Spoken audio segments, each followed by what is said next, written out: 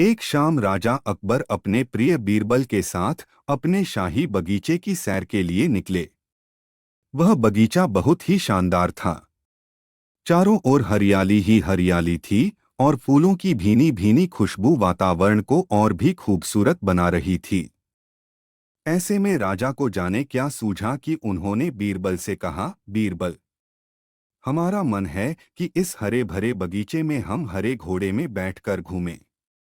इसलिए मैं तुम्हें आदेश देता हूं कि तुम 7 दिनों के अंदर हमारे लिए एक हरे घोड़े का इंतजाम करो।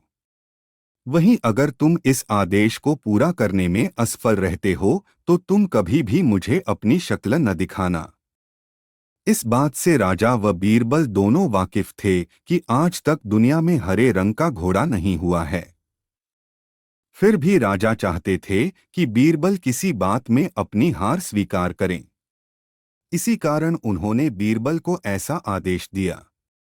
मगर बीरबल भी बहुत चालाक थे। वो भली भांति जानते थे कि राजा उनसे क्या चाहते हैं। इसलिए वो भी घोड़ा ढूंढने का बहाना बनाकर 7 दिनों तक इधर-उधर घूमते रहे। 8वें दिन बीरबल दरबार में राजा के सामने पहुंचे और बोले, महाराज, आपकी आज्ञा के अनुसार मैंने आपके लिए हरे घोड़े का इंतजाम कर लिया है, मगर उसके मालिक की 2 शर्तें हैं।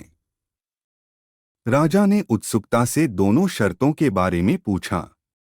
तब बीरबल ने जवाब दिया, पहली शर्त यह है कि उस हरे घोड़े को लाने के लिए आपको स्वयं जाना होगा। राजा इस शर्त के लिए तैयार हो गए।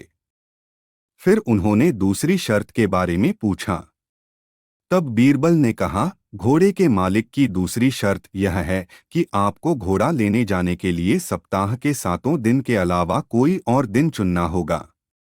यह सुन राजा हैरानी से बीरबल की ओर देखने लगे।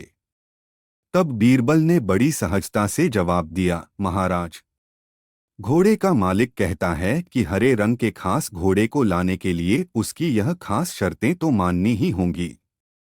राजा अकबर बीरबल की यह चतुराई भरी बात सुनकर खुश हो गए और मान गए कि बीरबल से उसकी हार मनवाना वाकई में बहुत मुश्किल काम है।